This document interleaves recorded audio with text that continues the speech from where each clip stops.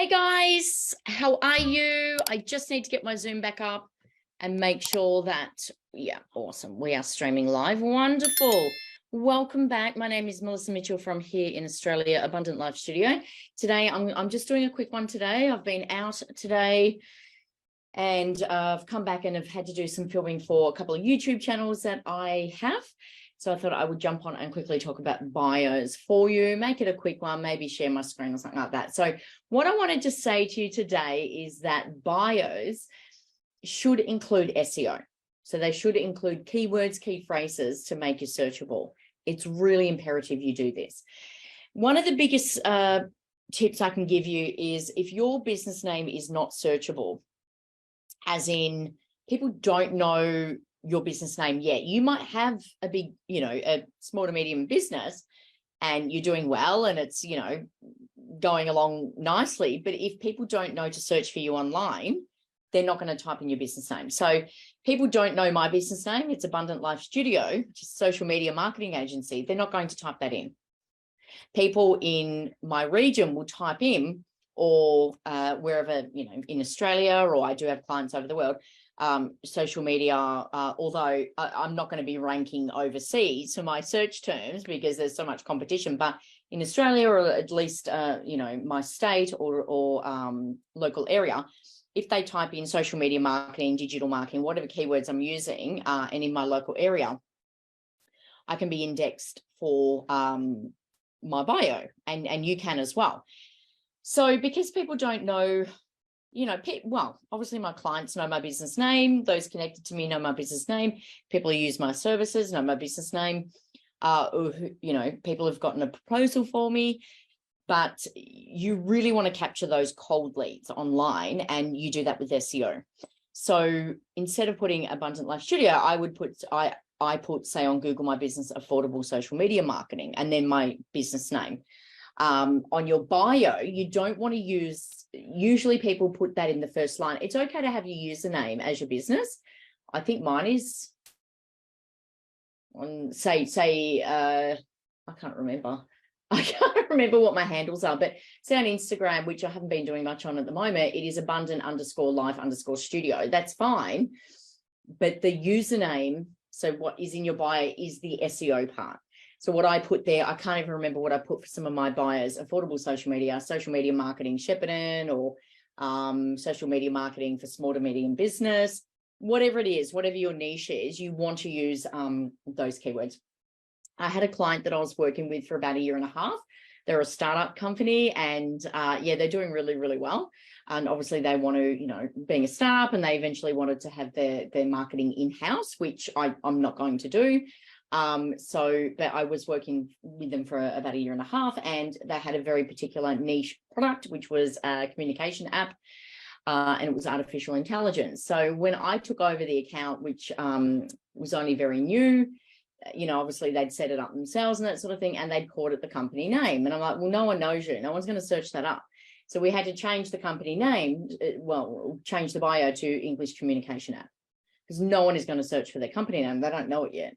So, and because it's an international product too, it was really, really important that we tapped into that market, because they usually work with migrants coming to Australia, international students, those who are from any background, economic, socio-economic background.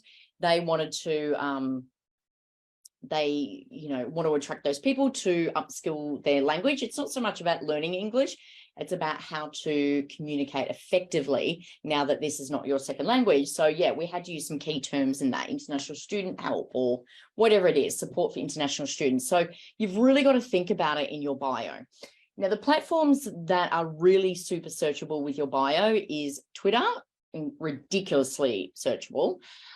Look, I don't like Twitter. I am on there now for my business, and I'm already ranking for social media terms in certain regions. So, and that happened within about 3 weeks. Usually can take 3 weeks.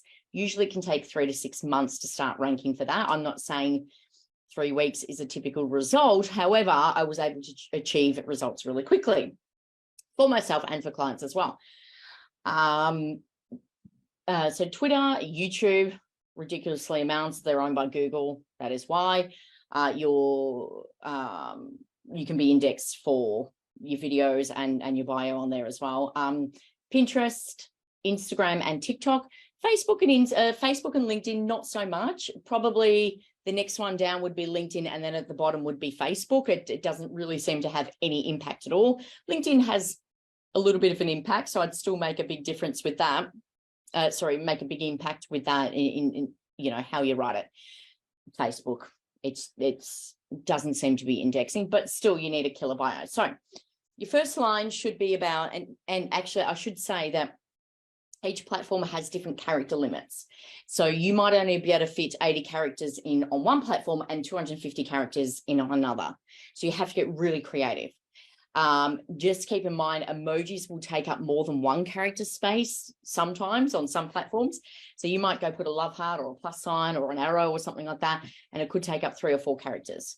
So you've got to be really, really clever with what you write. Okay, so you want a description of what you do. So social media help, for example, we'll just use that as an example. How do you benefit your audience? Affordable digital, and I'm probably not going to use the word social media twice, so I might use affordable digital marketing and put a region, or Australia or whatever you want to put.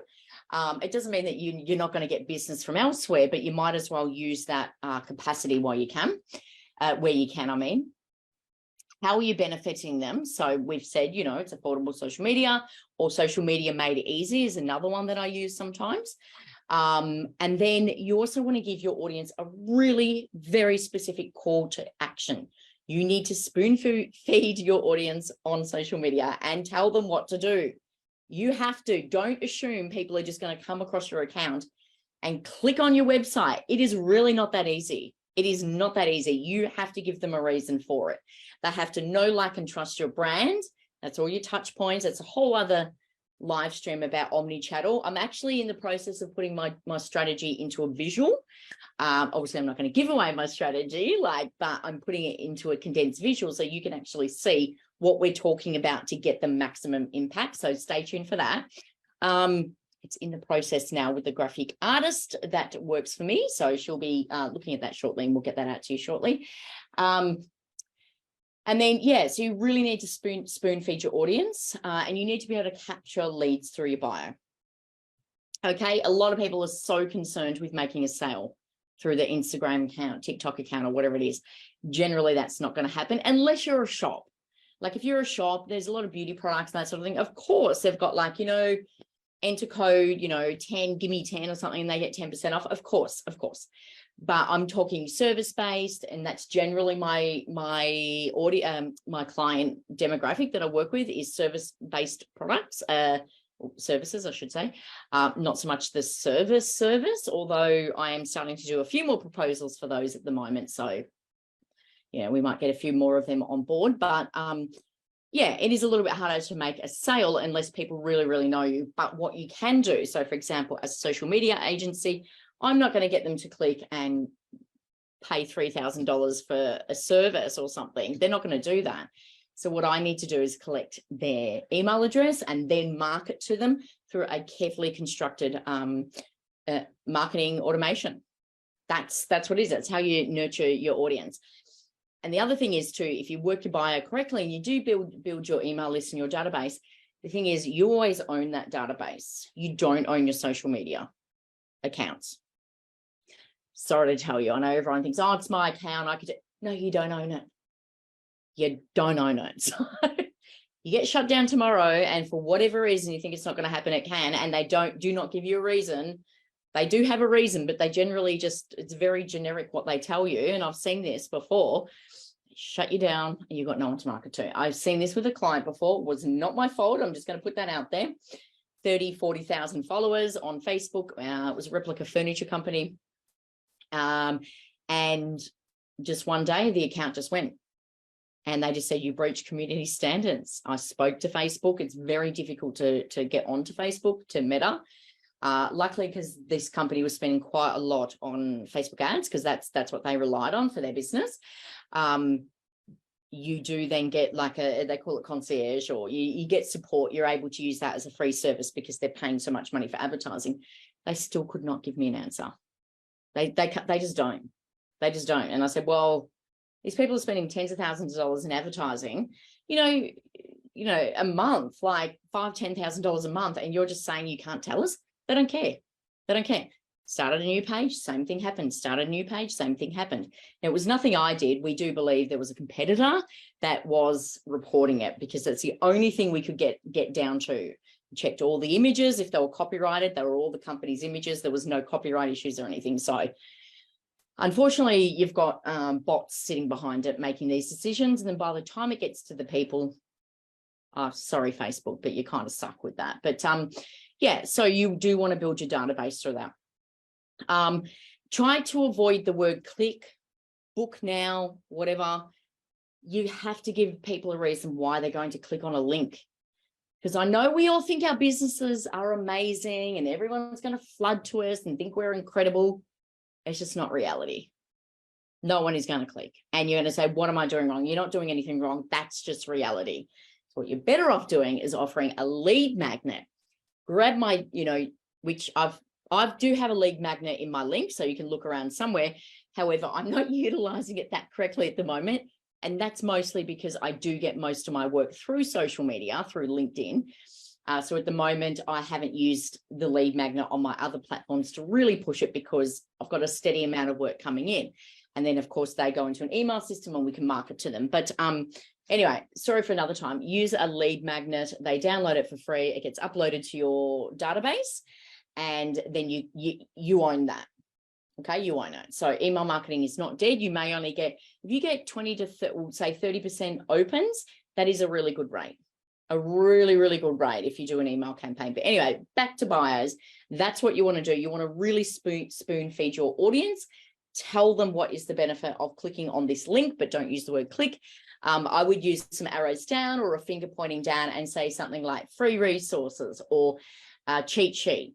Learn more about my story, my story, how it all began, giveaways or something like that. You really want to avoid the word click, learn, because no one cares. Like I said, we think our businesses is incredible. No one else really cares. It's like when you have a child, you think your child is the most amazing thing on the earth.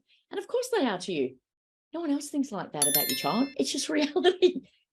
Just reality. You are the only one that's going to care as much about your business as you do. That's just reality. So do not expect people to click. Give them a reason to click.